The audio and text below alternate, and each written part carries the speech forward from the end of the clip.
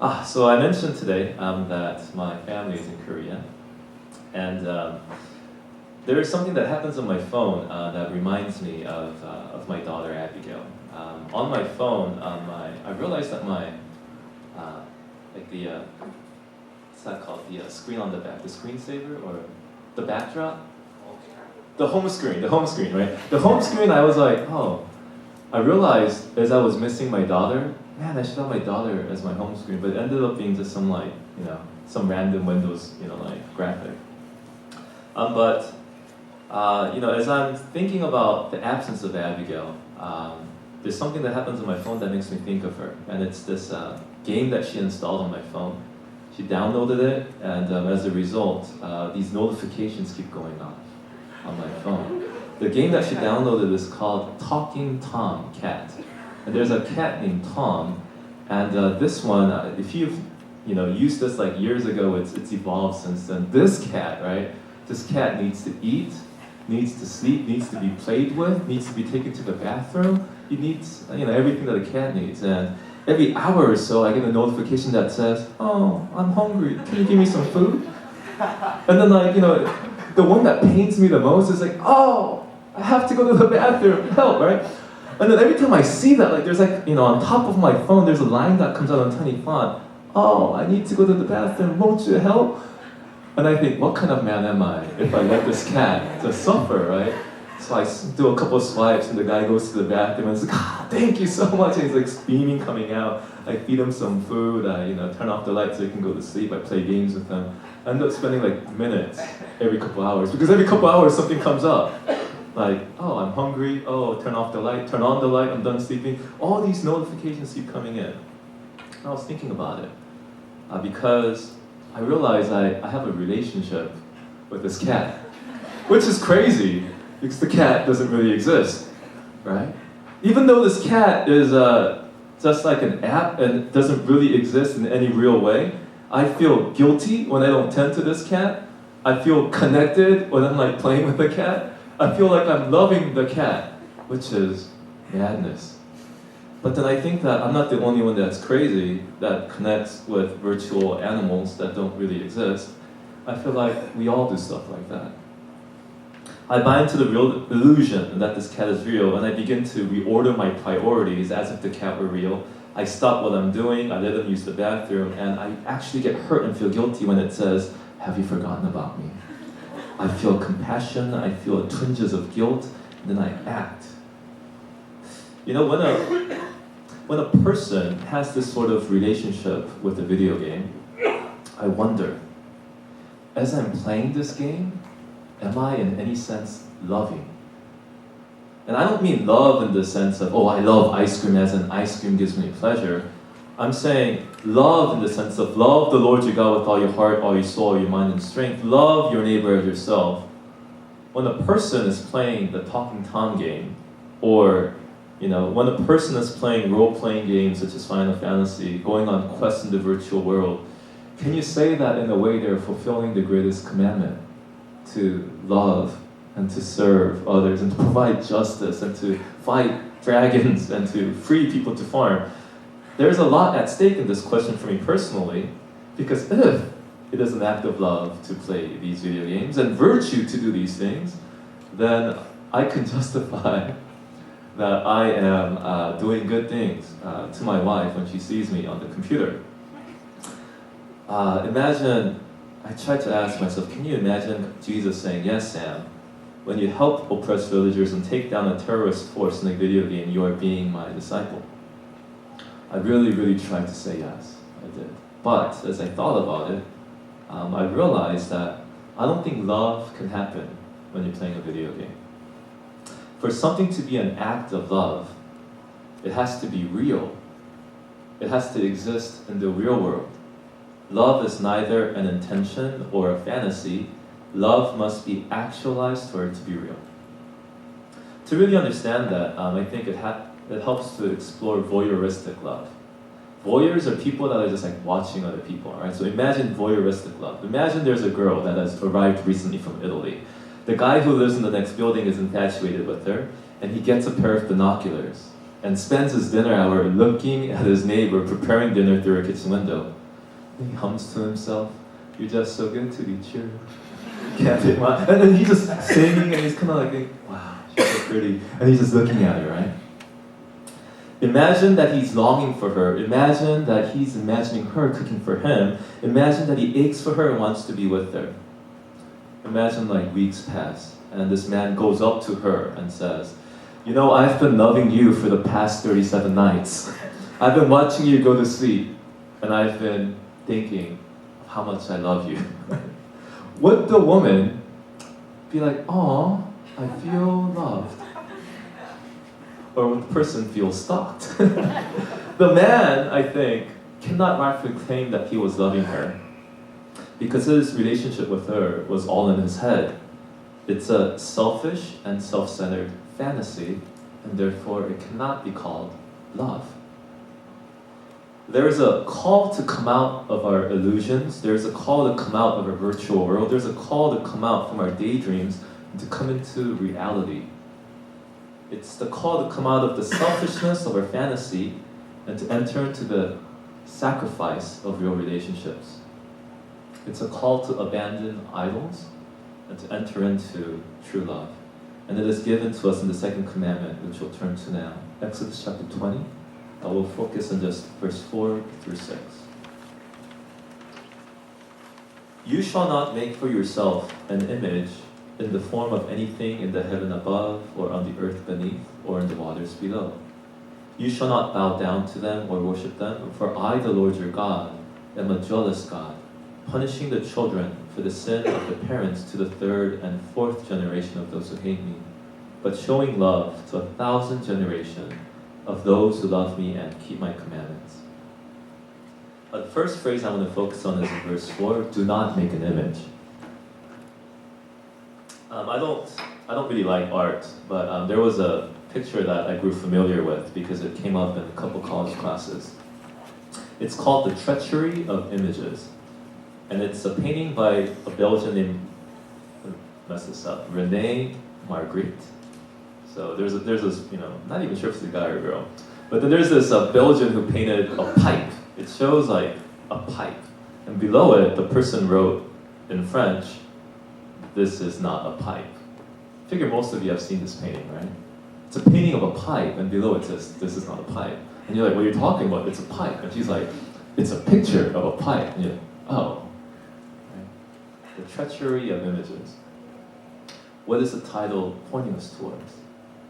It's pointing us towards the fact that there's a difference between the image and the real thing.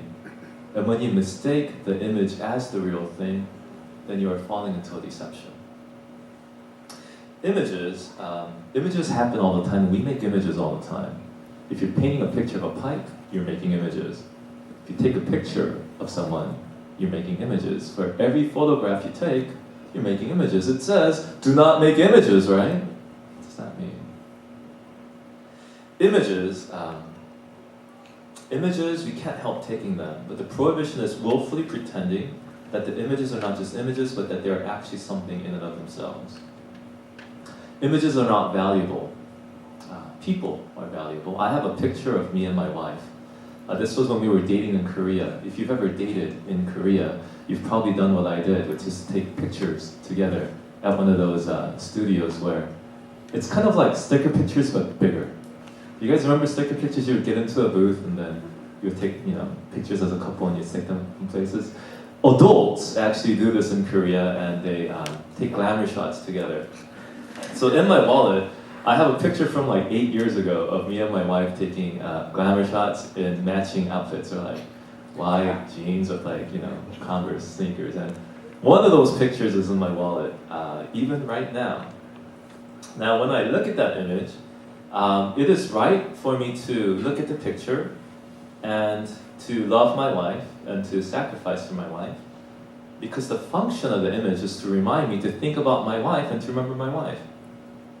But how odd would it be if I spent my time talking to the picture instead of calling my wife? I should glance at my picture and call my wife, but what if I spent all my time talking to the picture? Because in a sense, the picture is more comforting than my wife. Because the picture doesn't nag me. The picture doesn't ask like difficult questions to answer. The picture just sits there, and I can just be like, oh, so picture of my wife, let me tell you about my day, and I was feeling this, and I was thinking that, and the picture was just listening. To do that is to willfully pretend that the image is not just an image, but standing for something else, something real. How odd would it be to pull out a picture and daydream about doing fun things together instead of getting on the phone and making reservations to have a fun time with my wife? How odd it would be to value the picture if I don't value my wife. I cannot love an image. When I try to love an image, I am doing something wrong. So there's this scene in Minority Report, Tom Cruise movie. Good movie. Tom Cruise makes many movies, few of them good. Minority Report, I think, was one of them. There's a scene in Minority Report in which Cruise's character is John Anderton, who's the lead cop in the pre-crime unit. Y'all kind of remember this? Kind of give me a nod if you know pre-crime unit. Okay, all right. So although he's a good and righteous cop, he carries a deep wound in his soul because his son was abducted and murdered. In this future world, instead of having like pictures or video, they have holographic videos. And so what Tom Cruise's character does is John Anderton, he picks up this illegal drug called Neuroin, which is like heroin but with like neurons, so it's Neuroin.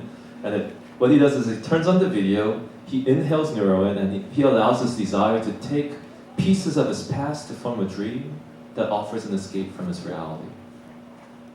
And I want you to imagine that you're John Anderton's son, and you're, dead and presumably in heaven, and you're looking down from heaven and you see your father coming home each night, turning on the same home video, taking drugs and retreating into a fantasy.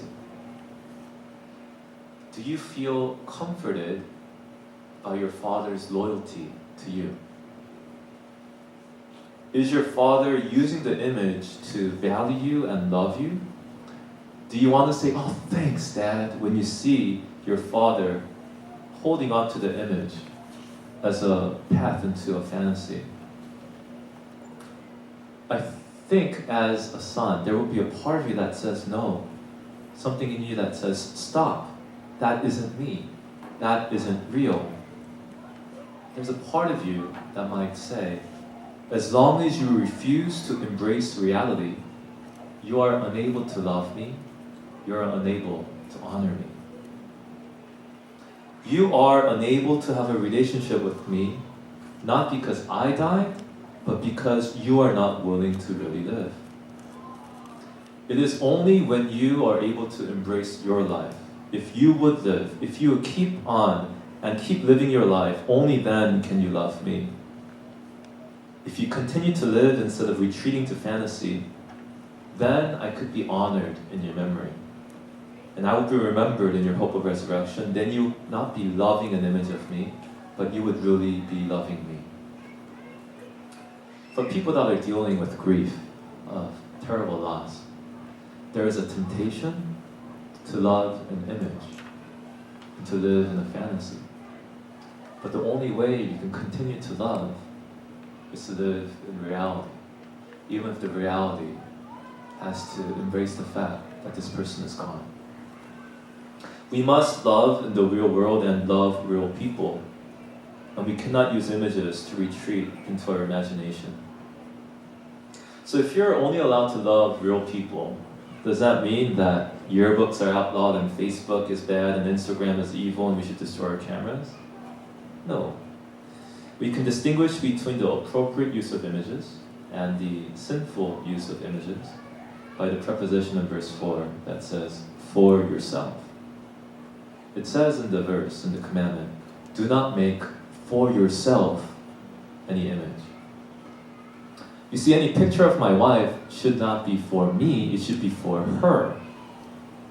It should be telling me, the picture should tell me, hey, pray for your wife, call your wife. A picture of my wife should serve my daughter. It should remind me to be a good father to Abigail. A picture of the American flag, another image.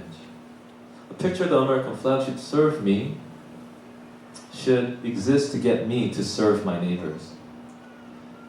The flag should tell me, remember to pray for the soldiers, to go out and vote, to invest in the education system, to go and clean up a park. A picture of Jesus on the cross, that image, it should function to move me to serve Jesus, to live for Jesus, the one who is worthy of my love. If we make an image, if we use an image, then the image should move us into loving and serving others. It is wrong to the point that the picture serves me. How can a picture serve me? If I'm turning to the picture to fulfill my needs, to help me to escape into my fantasy, if it fuels my selfishness and increases my entitlement, then I am making for myself this image. Examples of doing this. Sexualizing images is that something that I do for myself. Turning a picture of the flag as a racist tool for exclusion, it's taking an image and using it for myself.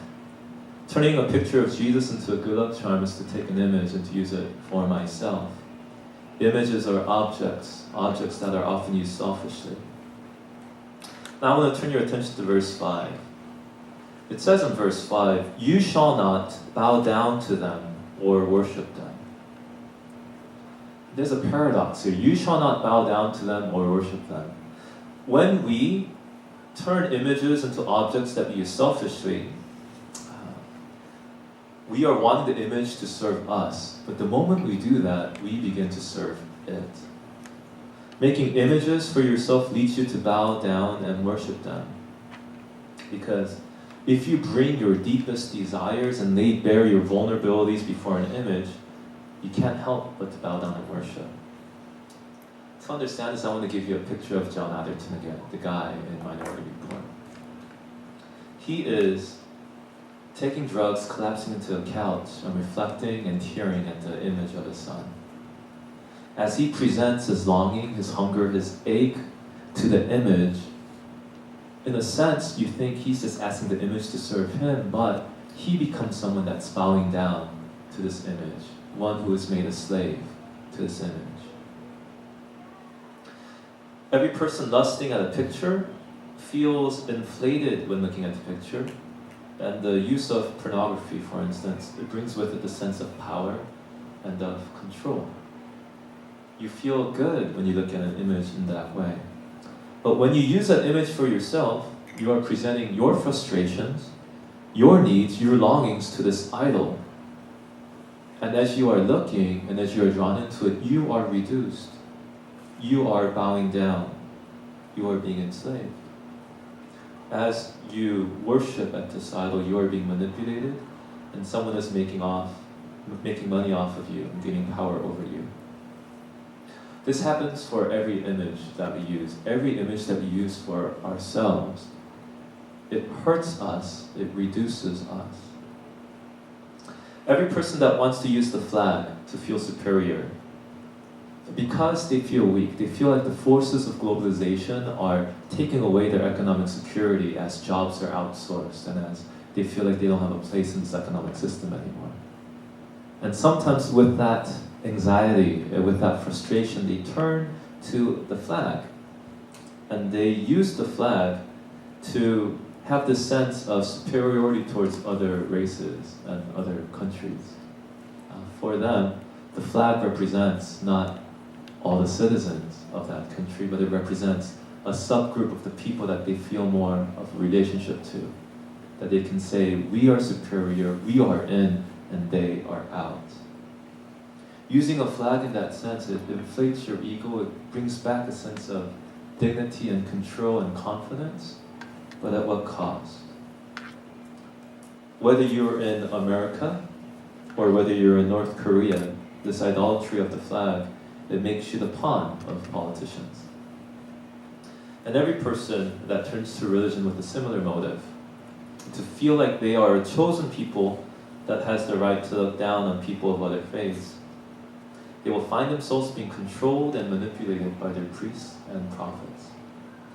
When you have these symbols, these images of a crucifix or the American flag, sometimes right next to each other, and when you use that to to inflate your ego, when it becomes an idol to you, then you find yourself feeling inflated for a moment, but quickly you fall under the control of the prostrate prefect or the prostrate priest over you. When you chase after an illusion of yourself being more than what you are, you end up being vulnerable to those who seek to profit off of you. You see, the reason why we make images for ourselves is that we start off on this quest to increase our power and glory. But when we present our longings to these images, we end up reduced. Let's consider the consequences. If we look in today's text again, I'll read again from verses 4 through 6. You shall not make for yourself an image in the form of anything in heaven above, or on the earth beneath, or in the waters below. You shall not bow down to them or worship them. For I, the Lord your God, am a jealous God, punishing the children for the sin of the parents to the third and fourth generation of those who hate me, but showing love to 1,000 generations of those who love me and keep my commandments. You see, making images is stepping away from reality and retreating into fantasy. Making images is stepping away from the real God and bowing down before an idol. Making images is hatred of the real God and a devotion to an illusion. And what are the consequences of this idolatry? Try to drive with your eyes closed. You will be punished. Try to go on a date while playing a Game Boy 3DS. You will be punished. Try to parent a child while you're trying to take pictures of that child and make your child appear like your representative on Instagram. You will be punished. How exactly will God punish us for our tendency to make images? Will God zap us from above like Zeus with a lightning bolt? In my experience, I've experienced idolatry. I've experienced making images and bowing down before them. And it's not that, like the car refuses to start, or it's not like, I have people throwing things at me. That's not the way God punishes me. I find that my heart grows stale. I find that my temper grows short. My capacity for love and investing in my family dies.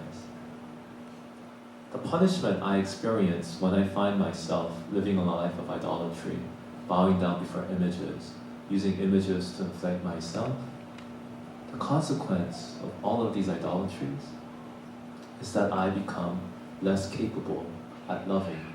My ability to love withers. And if that happens, if you can't love, then you will suffer, the people around you will suffer, and your children will suffer, and their children will suffer for generations. Anytime a person is cut off from their ability to love, all those around them are impacted. This is how I read that the Lord our God is a jealous God, punishing the children for the sin of the parents to the third and fourth generation of those who hate me.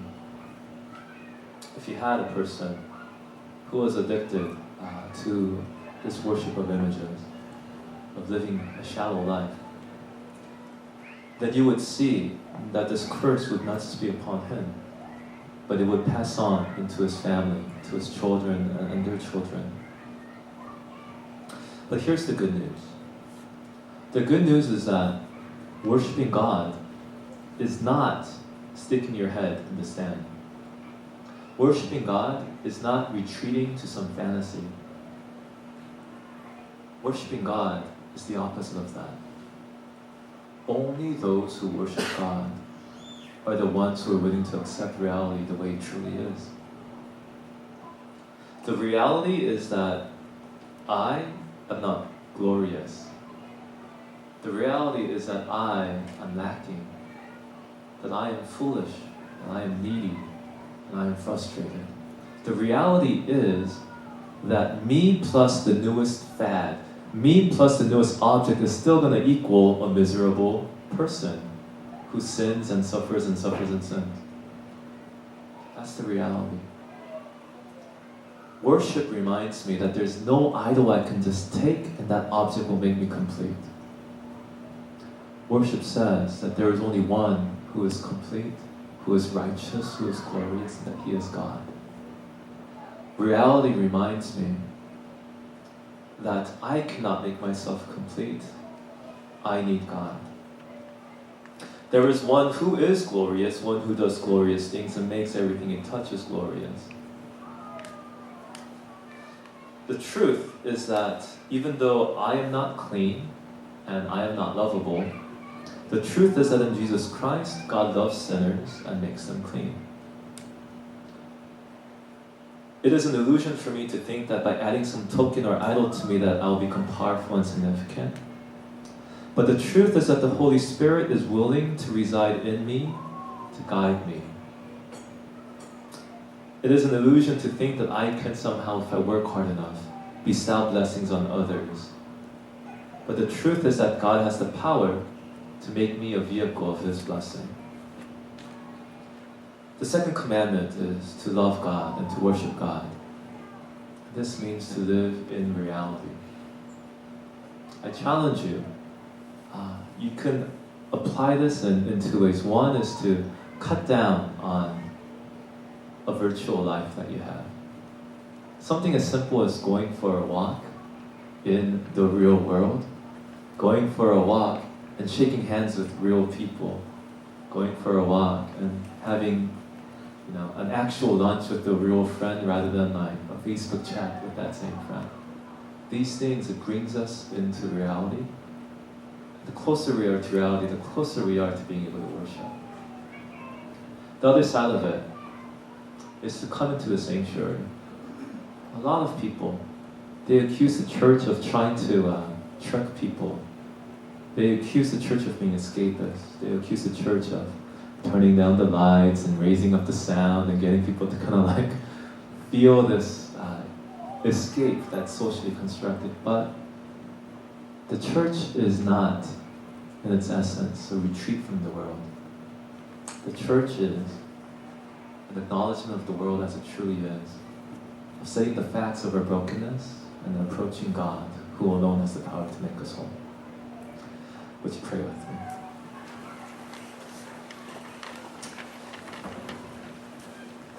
God, help us to believe that You want a real relationship with us. Help us to believe that our religion is more than us feeling better about ourselves after playing a game. That our religion offers us something more substantial than a picture that we have conversations with by ourselves. Help us to know that prayer towards You, the prayer the way You want it, it's not a monologue of an escapist person talking to a picture he creates. Help us to know that You are there, that You are real. And when we are willing to leave behind our illusions, that we find You. Because those who seek You, those who seek reality, those who are honest with the way they are, You promise that You will be found by those who ache for You, by those who humble themselves and turn to You. So I pray, Lord, that You would help us to walk away from idols. Whether it's things that we feel totally ashamed about, like an addiction to pornography, or whether it's something that's far more subtle, like a false patriotism or a insincere worship. Help us to walk away from these illusions and help us to walk into the truth, into the reality that we are aching for You, that we're incomplete and we're weak and we're needy without You. But the truth that we believe, You have come to us. You have come to make us well. You have come to make us right. Help us to engage in Your invitation of relationship with You. Help us to, in prayer, talk to You and hear from You as we meditate on Scripture, and to be able to receive from You the wisdom that You want to share with us. Help us to access as we empty ourselves of our of our fantasies. Help us to access this wellspring of love that we discover in a relationship with you. Help us to discover that worshiping you and loving you restores in us the capacity to love, the capacity to listen and to care to those that we love. It makes us able to be able to speak words that are appropriate, uplifting. It makes us able to, in our touch, to have our touch not to just stain or to take, but to have our touch be able to bless. I pray, Lord, that you would shape us and change us as we enter into true worship, that we would be able to say, you have made me well. These things we pray in Jesus Christ.